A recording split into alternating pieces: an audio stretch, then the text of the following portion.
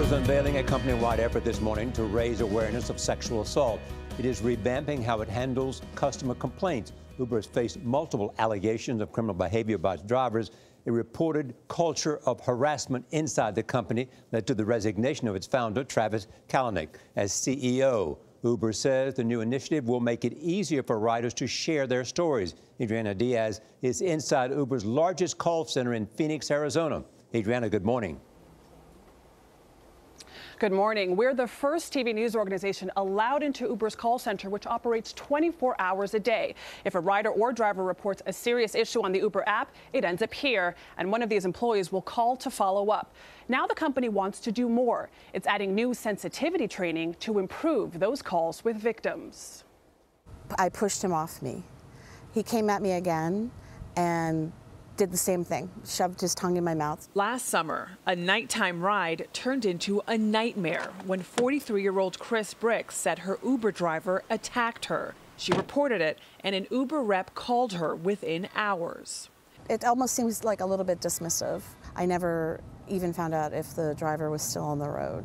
But now Uber's trying to improve the experience victims have with call center employees. When they're receiving a call of this nature, it's critically important how we respond, and that could be life-changing for that person. Tracy Breeden, who runs Global Safety Communications, says they're giving employees additional sensitivity training for speaking with trauma victims.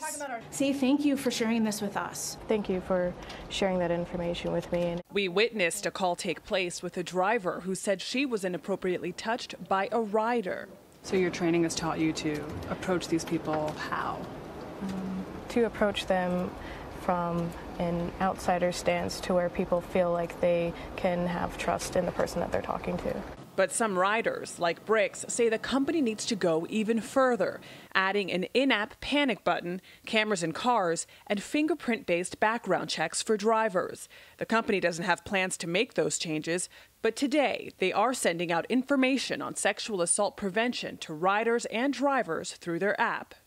Will drivers be required to read this in order to be approved to drive? Right now, at this time, they receive the information. We're hopeful that they will all look at it. Why not do a sexual assault training like a lot of companies do? You have to think these are independent contractors, and so we can provide information, we provide tips, we provide educational resources, we can do things like that, and that's something we do on a regular basis.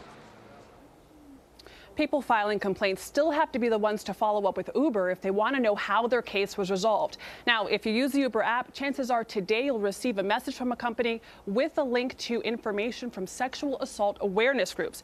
Uber is donating $5 million to those groups as part of a new partnership. Norah?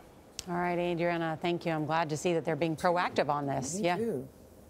All right, they're taking it seriously, and that's very important. Great.